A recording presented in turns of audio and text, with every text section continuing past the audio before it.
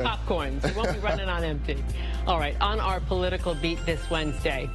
For over 30 years, she's been known as a major voice in the world of self-help and spirituality.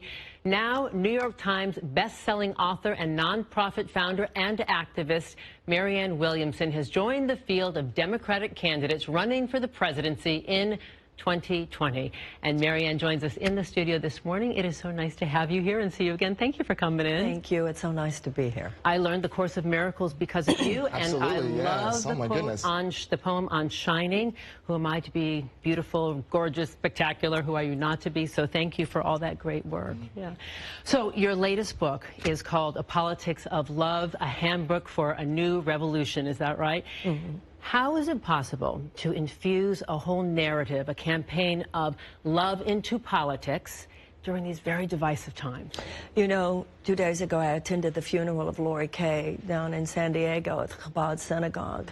And acts of white supremacist violence, terrorism, such as we saw in San Diego, at Christchurch, in New Zealand, in Pittsburgh. This has to do with what happens when hatred becomes collectivized and becomes politicized. The only way to override that is for love to become organized and strategized and politicized. You know, every time there's some terrible terrorist event, everybody trots out their Martin Luther King quotes. Only love can overcome hate. We get there after something terrible has happened. But Martin Luther King wasn't just talking about some beautiful sentiment to take out after something terrible has happened. He was talking, as Mahatma Gandhi talked before him, about love as a central core of our political lives, no differently than our personal lives. If we live from a place of love, integrity, character, seeking to be kind to one another and compassionate to one another, life works better. And that could be the bottom line of our collectivity as well. It could be the bottom line of our policies. That's why I talk in my campaign about the millions of American children who live in chronic trauma. Love means we rescue these children. It's why I talk about racial issues, a deeper need for the level of reconciliation that deals with issues like mass incarceration and racial disparity in criminal sentencing. That's what love would do. That's why I talk about moving away from a sole reliance on further ways to prepare for war, as opposed to real peace creation.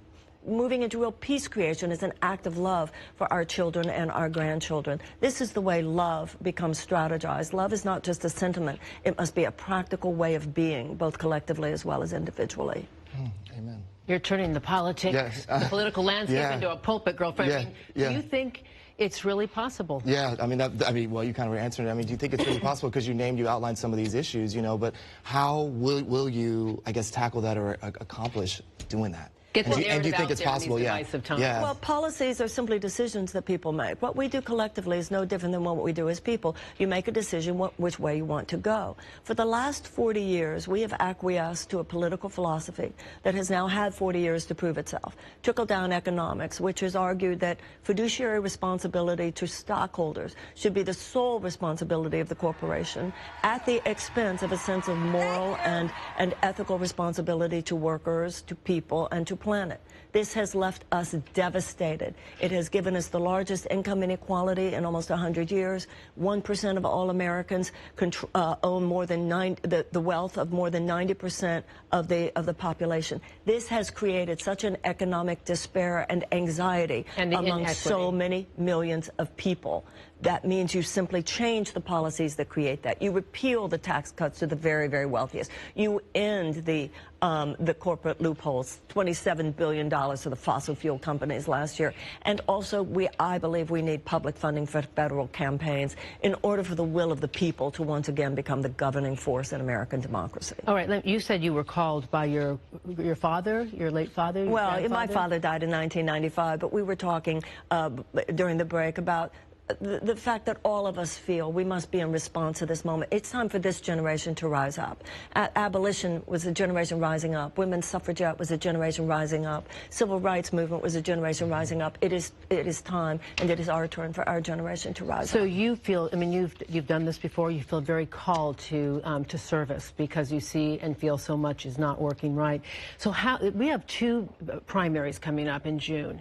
You don't yet qualify. You don't meet the requirements for the donor or the polling numbers. How are you going to expand your reach so you can get to the main stage? Well, I'm getting there. I need about 6,000 more. Out of 65,000, I need 6,000 more of those unique donors.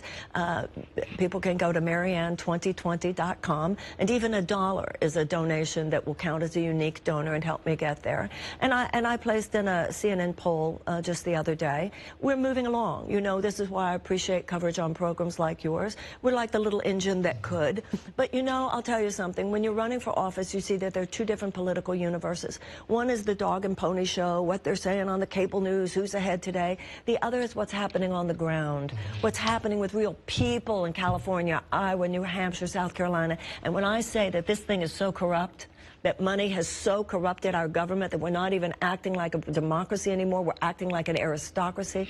When I talk about the fact that it's a time for the people to step in, when I talk about the fact that it's ridiculous to expect people whose careers have been entrenched in the system, that drove us into this ditch, to drive us out of it, it's time for the people to step in. I get the kind of reactions that make me know, you keep going, girlfriend, and I'm planning to do that. Well, let me tell you something. If you want to know more about Marianne Williamson and her campaign, you can go to her website. Again, she said it, but we'll say it again, Marianne2020.com. And, of course, we'll be keeping a close eye on all the presidential candidates as we get closer to 2020. But we'll be keeping an eye on you. Thank you for coming, Marianne Williamson. Thank you so much.